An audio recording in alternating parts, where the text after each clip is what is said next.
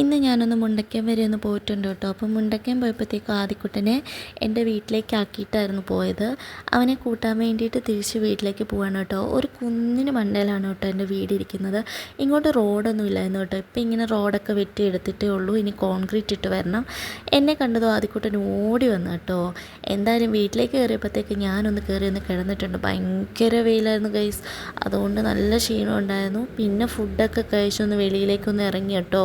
അപ്പോൾ വെയിലൊക്കെ ഏകദേശം ഇങ്ങനെ താന്നിട്ടുണ്ടായിരുന്നു കേട്ടോ. പിന്നെ വെളിയിൽ കൂടിയൊക്കെ ഒന്ന് കറങ്ങി നടന്ന് പ്ലാവിൻ്റെ ചോട്ടിൽ ഇങ്ങനെ ഞങ്ങൾ മണ്ടയിലേക്ക് നോക്കി നിൽക്കുന്ന ചക്ക വല്ലതും ഉണ്ടോ എന്ന് നോക്കിയാണ് കേട്ടോ. പക്ഷെ വിളഞ്ഞിട്ടില്ലായിരുന്നു. അപ്പോൾ അതിലും കാര്യമൊന്നുമില്ലെന്ന് മനസ്സിലായപ്പോഴത്തേക്കും ചേട്ടായി വന്നപ്പോഴത്തേക്കും വീടിനോടും വീട്ടുകാരോടും ഒക്കെ പിന്നെ ബൈ ബൈ പറഞ്ഞ് തിരിച്ച് വീട്ടിലേക്ക് പോയേക്കാന്ന് ഓർത്ത് ഇറങ്ങിയിട്ടുണ്ട് കേട്ടോ. വളരെ നല്ലൊരു പ്രകൃതി രമണീയമായ ഒരു ഏരിയയിലാണ് കേട്ടോ എൻ്റെ വീട്ടിലിരിക്കുന്നത്. ഭയങ്കര രസമാണ് കേസ്. എനിക്ക് ഭയങ്കര ഇഷ്ടമാണ് കേട്ടോ. ഞാൻ വീട്ടിലേക്ക് വന്നതും ഫ്രിഡ്ജ് തുറന്ന് നോക്കിയപ്പോഴത്തേക്കും ദാണ്ടിരിക്കുന്ന അവിൽ മിൽക്ക്. പിന്നെ അതും കഴിച്ച് ചേട്ടയോട് സോറിയൊക്കെ പറഞ്ഞിങ്ങനെ ഇരിക്കുകയാണ് കേട്ടോ.